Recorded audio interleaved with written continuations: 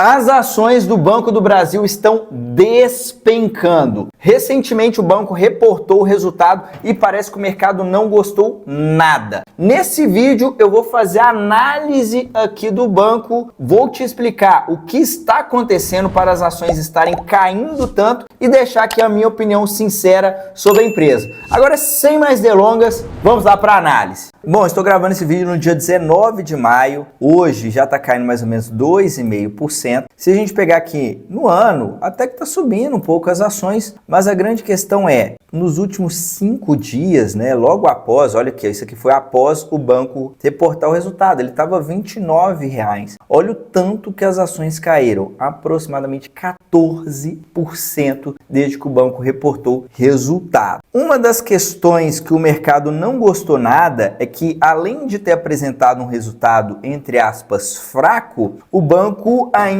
revisionou o seu guidance. O que é o guidance? O guidance é uma estimativa do resultado que o Banco do Brasil informou que iria apresentar. Então aqui algumas coisas foram mantidas, por exemplo, a carteira de crédito está crescendo bem, falou que ia crescer de 5,5 a 9,5, pessoa física está aqui dentro um pouco abaixo do que ele falou que ia crescer, empresas veio uma surpresa positiva, está forte o crescimento aqui em empresas, o agro aqui está bem, até aqui está tudo bem. Agora, aqui, olha, repara, a margem financeira bruta entrou em revisão, já observou 29 bilhões, o custo de crédito também entrou em revisão e o lucro líquido ajustado também em revisão. Essas linhas que ele informou que vai entrar em revisão são linhas extremamente importantes para o resultado de um banco. É ali que o banco ganha dinheiro. O banco ganha dinheiro principalmente na parte da sua carteira de crédito, através da intermediação financeira, e tudo aqui entrou em revisão praticamente, então o mercado não gostou nada disso. Somando a isso, vamos dar uma olhada aqui no resultado. Eu vou comparar o primeiro trimestre de 2025 contra o mesmo período do ano passado inicialmente. Repara que a margem financeira do banco, ela caiu aqui 7,2%. A margem financeira, se você não sabe, é o resultado que o banco tem emprestando dinheiro. O banco, ele pega o seu dinheiro emprestado, seja através de um investimento, como por exemplo uma poupança, um CDB, etc., e empresta seu dinheiro para outras pessoas cobrando uma taxa de juros bem maior. E aí que ele ganha dinheiro, né? Pegando dinheiro emprestado e cobrando juros mais altos do que ele paga no seu dinheiro. E aí repara que a margem financeira caiu 7,2%. Aqui já teve um problema, né? A margem está apertando, o banco informou que a alta da taxa de juros impactou o custo que o banco tem para captar recursos, né? Para captar dinheiro. Então isso aqui já é um ponto de atenção. O outro ponto de atenção vem principalmente aqui, ó, custo do crédito, que já estava subindo bastante, tá? E agora teve um aumento de 8,5% de provisão, ou seja, isso aqui é quanto que o banco provisiona esperando que ele vai tomar um calote. Teve um aumento de 8,5% para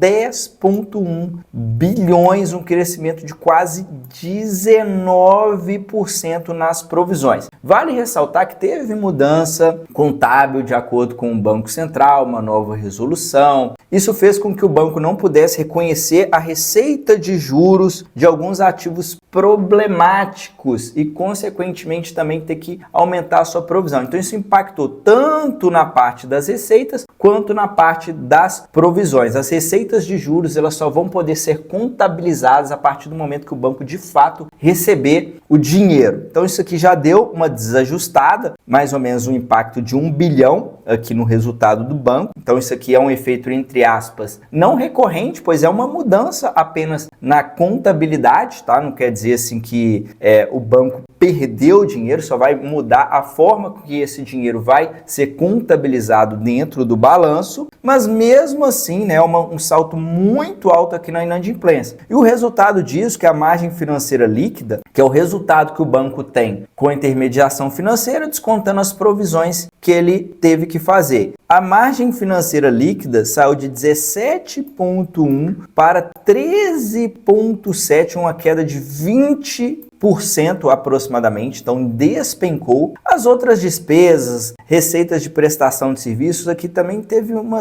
leve queda, mas nada muito significante, mas só isso aqui já foi suficiente para derrubar o resultado do banco. Repara aqui que o resultado operacional saiu de 13,7 bilhões para 9,4, uma queda de 31%, desabou o resultado operacional e o lucro líquido ajustado saiu de 9,3 para 7,3, uma queda de 20,7%, quase 21% de queda. Então isso aqui, apesar de ser um lucro alto, né, 7 bilhões, o lucro desabou, né? A queda de 20% é uma queda muito forte. Olhando aqui o resultado da margem financeira líquida contra o trimestre anterior, piorou muito também, ó, piorou quase 22%, o resultado operacional caiu quase 32% e o lucro ajustado contra o trimestre anterior caiu 23%. Então o resultado do banco piorou muito. E o principal motivo desse resultado ter toda essa piora é a inadimplência do banco, que vem aumentando consideravelmente trimestre a trimestre. Repara que a inadimplência acima de 30 dias, ela foi de 4,1, 4,3, 4,5, 4,6 e bateu 5,5. Aqui foi um salto considerável. E a inadimplência 90 dias, que é a que nós mais costumamos acompanhar, ela saiu de 3,2 para 3,8. Então aqui a inadimplência já entrou em um patamar que é considerado alto, tá? Beirando ali os 4% da carteira de crédito. E a inadimplência de 30 dias também está subindo. Isso mostra que a tendência, se continuar assim, é que essa inadimplência tende a poder piorar ainda mais. O ponto positivo aqui é que a cobertura do banco, que é quanto o banco provisiona para esses possíveis calotes, ele aumentou essa provisão, ou seja, o banco foi conservador, né, nesse aumento aqui, mas o grande problema está nessa questão da inadimplência. Inclusive a carteira de agro, que é a fortaleza ali do Banco do Brasil, que vinha entregando um crescimento muito forte com a inadimplência baixa, a inadimplência está aumentando bastante por lá, então é algo que nós precisamos acompanhar. Enquanto essa inadimplência continuar subindo, vai ficar difícil do banco apresentar uma melhora no seu lucro. Bom, agora eu vou entrar aqui nos principais indicadores do Banco do Brasil, lembrando sempre que não existe regra fixa, passa aqui um parâmetro para ficar mais fácil para você entender a minha análise. Então vamos lá, cotação do dia 16 de maio de 2025, R$ 25,67, já caiu até um pouco mais depois disso. Valor de mercado aproximadamente 147 bilhões, então ainda assim é uma empresa que está entre as maiores empresas da nossa bolsa. Empresas maiores tendem a ser mais sólidas, tendem a ter vantagens competitivas duradouras para longo prazo, porém também por serem grandes, né, você não pode esperar uma porrada ali de valorização em um curto período de tempo. São empresas que tendem a apresentar um crescimento mais moderado para lento. Dividend yield de 10,2% é um dividendo muito bom. Essa cotação caindo aqui ajudou o dividendo a melhorar. Vale ressaltar que o lucro diminuindo pode ser que o banco também diminua o dividendo que ele vai pagar, tá? Tem que ter atenção quanto a isso. Então não fica só contando com o dividendo que ele pagou nos últimos 12 meses. O ROI de aproximadamente 19% deu uma piorada no ROI nesse trimestre. O ROI foi bem mais fraco também que a média, estava rodando perto de 20, agora me parece que caiu para 16 o último ROI que o banco apresentou no trimestre. Isso aqui também é um motivo para queda aí nas cotações. Indicador de preço, que é o PVP, está negociando 0,84, que mostra que ele está abaixo do valor patrimonial. Banco, eu costumo dizer que o patrimônio do banco é dinheiro. O grosso do patrimônio do banco é dinheiro. Então, se ele está abaixo do patrimônio, isso é um forte indicador, sim, que as ações estão descontadas. Hoje, o banco está valendo equivalente a 84% de todo o patrimônio que tem no banco. Indicador de preço, que é o preço sobre lucro, negociando 4,4 vezes o lucro dos últimos 12 meses. Olhando para esse indicador, também está bem barato frente ao lucro. O Banco do Brasil, normalmente, ele já é mais barato que os demais bancos, por ser uma empresa estatal. O mercado entende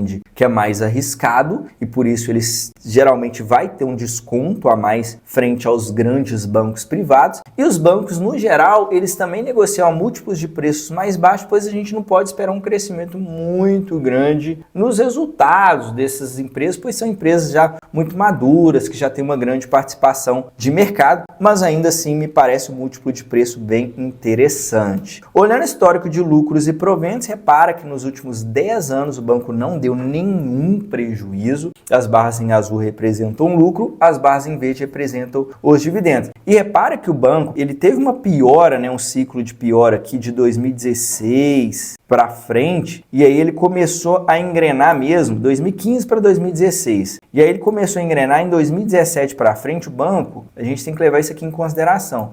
O banco está crescendo o seu resultado praticamente todos os anos, desde 2017. Ah, Daniel, mas aqui não teve uma queda? Essa queda aqui foi na pandemia, o ano de 2020, o banco foi conservador, aumentou sua provisão, foi um efeito não recorrente, pois o banco não sabia como ia ficar a situação, né? O tanto de calote que ia tomar na época que a pandemia estourou. Então, se não fosse essa questão, eu diria que é provável que ele teria conseguido aumentar desde 2017 o seu resultado. E repara que nos últimos anos esse lucro cresceu bastante e nenhuma empresa ela vai conseguir ficar o tempo todo também aumentando o seu lucro. Você tem que estar ciente disso, tá? Nenhuma empresa é uma máquina que só cresce, vai ter alguns períodos que vai passar por dificuldade. Olhando a história de cotações, saiu de 27 centavos lá em 1999, hoje perto de R$25. Esse retorno já está ajustado pelos dividendos, bonificação, etc. De toda forma, é um retorno excelente para quem comprou e segurou as ações. Repara que também que cotação às vezes pode ficar vários anos andando de lado. Por isso que você tem que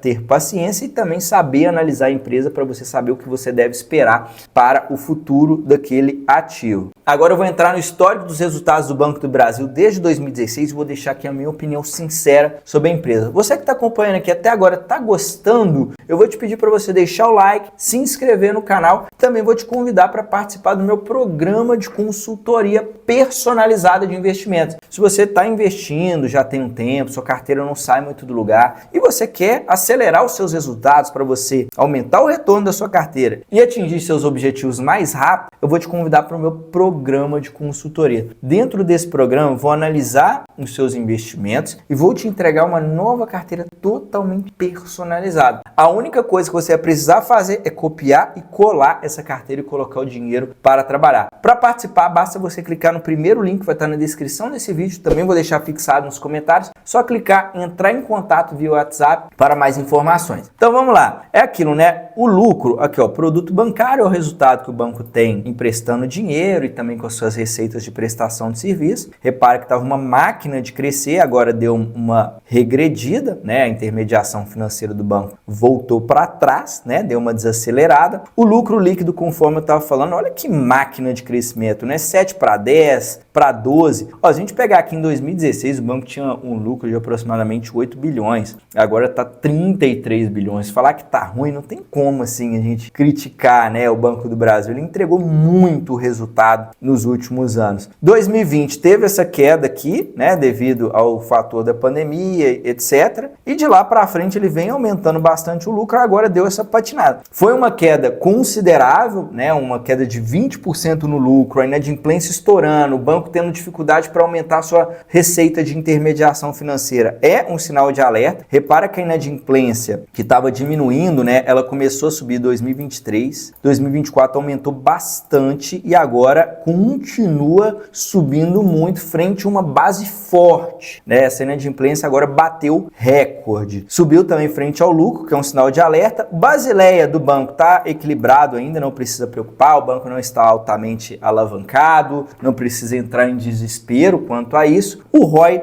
também caiu. Então, qual é a minha opinião aqui sobre o Banco do Brasil? Bom, o banco está passando por dois grandes problemas. Problema número 1, a margem financeira bruta, ou seja, a sua receita diminuiu, está apanhando ali devido ao custo para captação ter aumentado. Isso aqui é um ponto de alerta, porque ele precisa aumentar a sua receita aos poucos, né? Então aqui ele teve uma queda na receita e um aumento forte nas despesas. Tudo bem que teve essa questão de ajuste ali, norma contábil, etc., mas já estava piorando demais a inadimplência antes mesmo disso. Então o que está acontecendo? Receita diminuindo, despesa aumentando, o lucro vai e desaba. Se continuar assim, esse lucro ainda pode cair bastante e a cotação cair ainda mais e também o dividendo diminuir. Daniel, é sinal de desespero para me vender as ações? Não, eu diria que não. O banco ainda continua muito barato, inclusive essa queda pode ser uma oportunidade para compra, mas não é para você chegar, na minha visão, não é você chegar de uma vez, pegando todo o seu dinheiro que você tem, jogando em Banco do Brasil de uma forma desesperada. Por quê? Porque o que piorou pode piorar ainda mais e você não tem estômago para aguentar a pressão. Banco, às vezes, quando passa por um momento complicado, é igual o Bradescão e Santander, agora que o Bradescão está refletindo uma melhora considerável nos resultados, efeito dos ajustes que ele fez há tipo 2 anos atrás. Então, banco, na hora que começa a piorar, às vezes fica 1, 2, 3 anos para ele voltar a ter um ciclo positivo. E até então, essa inadimplência do Banco do Brasil está aumentando consistentemente trimestre seguido de trimestre. Então, é um ponto de atenção, não é para desesperar, na minha visão, vender as ações no desespero, mas também não é para você pegar seu dinheiro todo e colocar no Banco do Brasil igual um louco, porque o buraco pode ser ainda mais embaixo, beleza? Mas no geral, apesar desse resultado bem fraco, o banco ainda continua muito barato, dando um ótimo lucro, né? Quase 8 bilhões de lucro. Então não tem como falar que é uma empresa que era boa e ficou ruim. Continua sendo uma boa empresa e uma empresa barata e que ainda está pagando um bom dividendo. Então essa é a minha opinião. Espero que você tenha gostado. Deixa aqui agora nos comentários o que você está fazendo. Se você tem Banco do Brasil, se você aproveitou para comprar, se você reduziu a sua posição em Banco do Brasil, o que você achou desse resultado? Eu vou deixar aqui também no card a análise que eu fiz recentemente do Bradesco, então aproveita para conferir. A gente se vê no próximo vídeo, até a próxima, tchau, tchau!